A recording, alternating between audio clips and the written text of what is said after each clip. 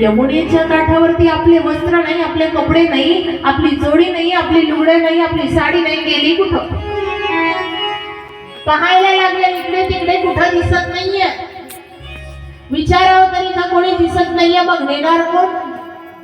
आणि जसं एकीच लक्ष मात्र वरती गेलं, या कदंबाच्या वृक्षावरती मात्र श्रीकृष्ण कन्हैयाला बसलेले आहे आणि सगळ्यांचे वस्त्र कन्हैया जवळ दिसते. सगळ्या गोपींना म्हणायला लागले, हे कन्हैया दे, आमचे मात्र वस्त्र दे. दे रे काना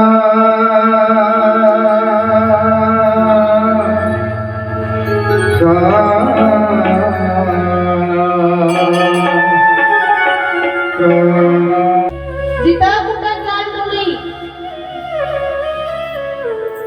काशी प्रयागाला गेले, गंगा आहे, तुम्ही कुठंही गेले तरी लक्षात असू द्या. आणि कुठं नाही जाणं झालं तरी घरीही करतो आपण, नित्य नेहमी स्नान करतो. तर त्यावेळेला मात्र निर्वस्त्र स्नान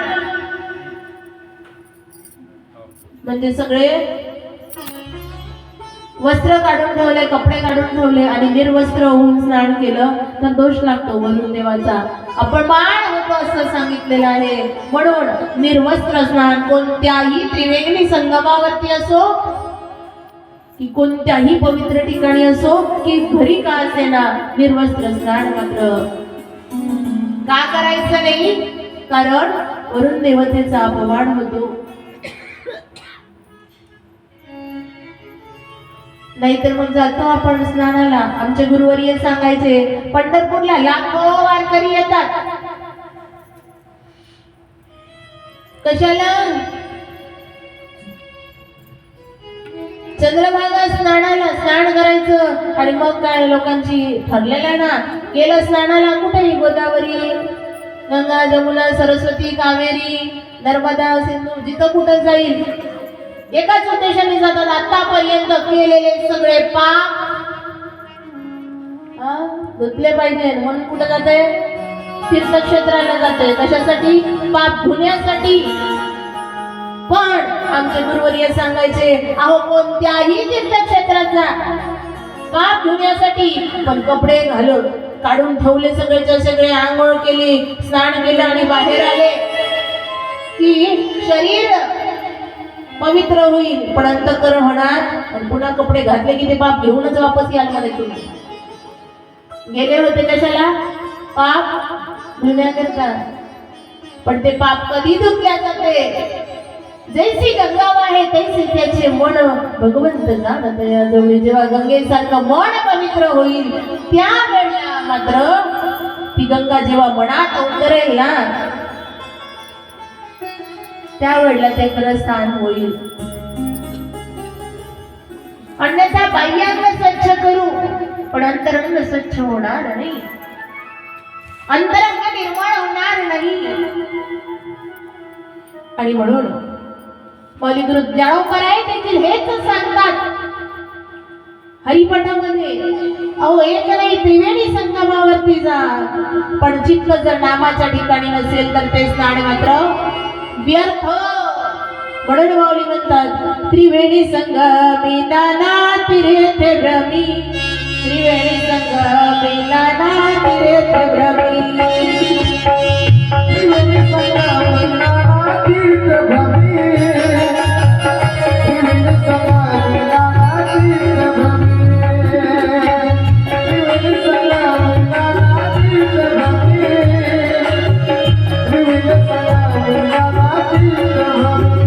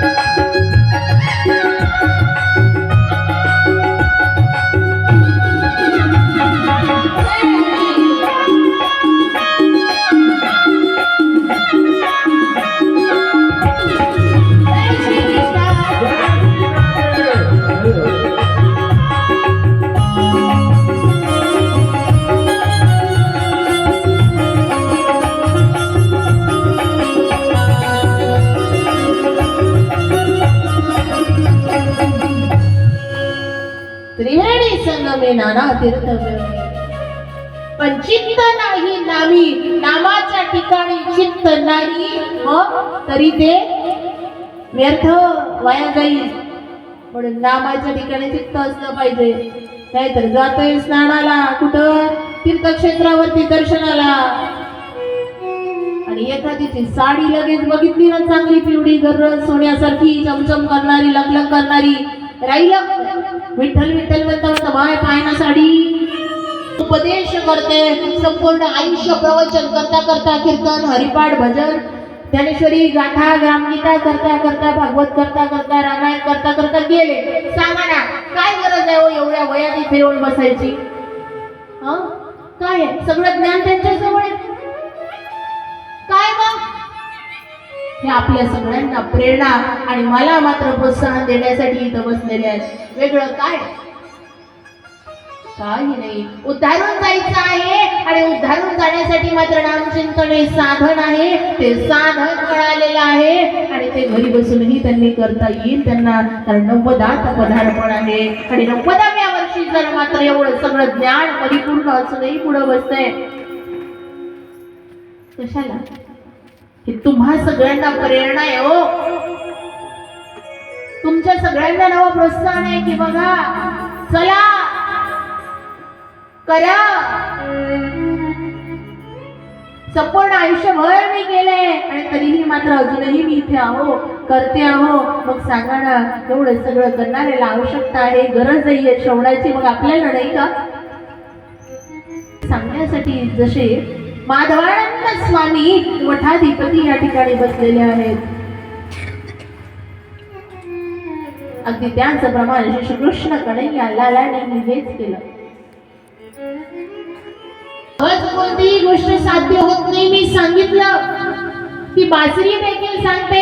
मी मात्र आधी झाडापासून माझ्या कुटुंबापासून मी अलिप्त झाली.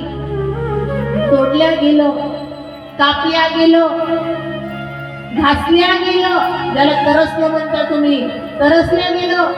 तेवढ्यानी नाही जमलं, छिद्र केले, आतमधल्या सगळ्या गाठी काढल्या, पोकळ केलं. आणि एवढ्या सगळ्या जेव्हा वेदना तिने सहन केल्या त्यावेळेला ती बासुरी म्हणून मात्र कन्हैयापर्यंत आली.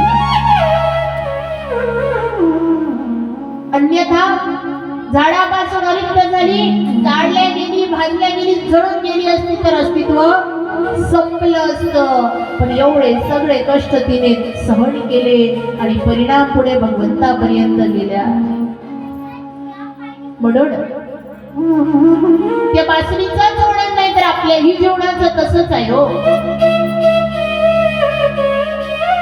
जो सुखात समाधानी राहतो, पण दुःखात देखील मात्र भगवंताची इच्छा म्हणून आपली परीक्षा म्हणून समाधानी राहतो ना, त्याला मात्र आयुष्य सुखकर वाटतंय.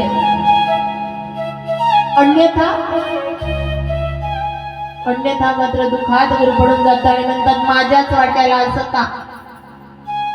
पण लक्षात असू द्या, अगदी ज्याप्रमाणे भगवंताजवळ ती बासुरी आहे ना, तसंच आपलं जीवन आहे. आणि हे जीवन देखील बासरी सारखं कसं, तर दुःखरूपी कितीही छिद्र आपल्या आयुष्यात आले ना, तरीही मात्र त्याची एकता करून त्याला मात्र त्यावरती पराभूत करून विजय प्राप्ती करायचा. निश्चित जीवन सुखकर समाधानी झाल्यावर राहणार नाही, पण त्या दुःखावरती समतोल राखणं ज्याला जीवनात जमलं त्याचंच जीवन सफल झालं. नाहीतर दुःख आलं मग काय एंडो सलमान काय घेतली दुःख आलं म्हणून नाही नाही नाही नाही. म्हणून सांगते, कितीही संकट आले, कितीही त्रास झाला, दुःख आलं तर मनाने मात्र धीर खचायचं नाही, धैर्य ठेवायचं आणि पुढे मार्गक्रमण करत राहायचं. एक ना एक दिवस दुःखातून पुढे गेल्यानंतर सुखप्राप्ती झाल्या वाचून राहणार नाही. आणि हे सुखही कोणतं, प्रत्येकाला आज मात्र दुःख आहे. सांगायला कोण सुखी आहे, कोण सुखी आहे? इथं बसलेला कोणीतरी हात वर करून म्हणेल का, मला मात्र वर्षभरापासून दुःखच झालं नाही. वर्ष नाही, महिनाभर, एक हप्ताभर, अहो क्षणभरही मात्र तुम्हाला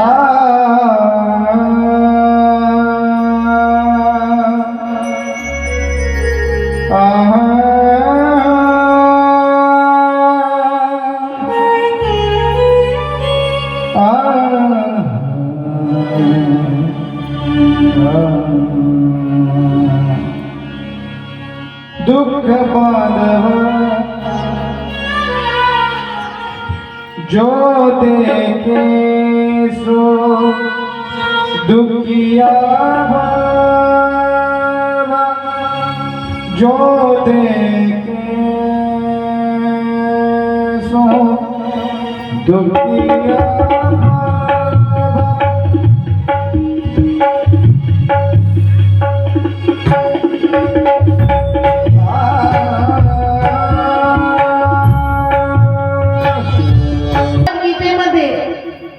या संसाराचं दिसते, पण जसं झाड दिसतं ना, तर हे झाड मात्र लागलेले फुलं वरती आणि मुळं कुठली आहे खाली ना.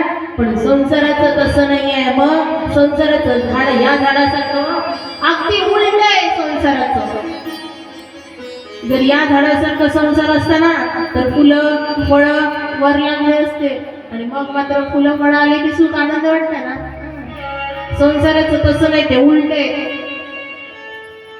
आणि म्हणून श्रीकृष्ण कन्हैयालाल या श्रीमद भगवत गीतेमध्ये सांगतात, ऊर्ध्वमूलमधः शाखा मश्वत्थं प्राहुरव्ययं छन्दांसि यस्य परिणामी यस्तं वेद स वेदवित्. कसा उलट आहे, ऊर्ध्वमूल वरती मूळ आहे आणि शाखा खाली आहे. मग सांगा ना कसं सुख होईल? सुखाचा विचार दुःख नाही, दुःख बांधवणी हा संसार आहे. आणि म्हणून म्हटलंय, सुखाचा विचार नाही कोठे, सुखाचा विचार नाही कोठे, दुःख बांधवणी आहे हा संसार. कसा आहे, कोणी म्हणायला तयार नाही दुःख आहे, पण आपण सुखी आहो का? कारण संसाराचं मूळच ते संसाराचं दुःख रूप आहे. म्हणून तर म्हटले, संसार दुःख मूळ चहूकडे विश्रांती नाही कोठे रात्रंदिवस तळमळ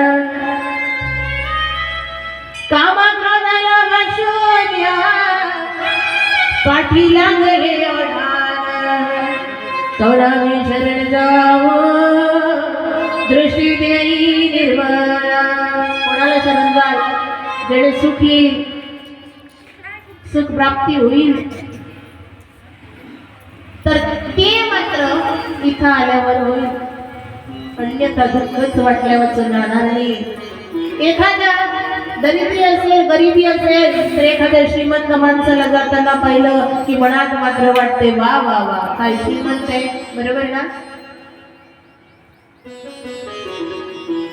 दरिद्रीकडे सुख श्रीमंती गो बारे श्रीमंताला मात्र सुख आहे असं वाटते श्रीमंत म्हणते नाही नाही नाही नाही नाही सुख माझ्याकडे कुठं एवढं सोनं आहे एवढी संपत्ती आहे पण घरी सुखानं झोप लागत नाही त्याला काही सुख म्हणावं संपूर्ण आयुष्य सुखाच्या आशेत जातं पण सुख मिळत नाही राजा प्रजेला वाटतंय राजा सुखी आहे राजा म्हणते मला नाही सुख सुख चक्रवर्तीला आहे चक्रवर्ती म्हणते सुख इंद्राला भारी आहे इंद्र म्हणते सुख इथं कुठं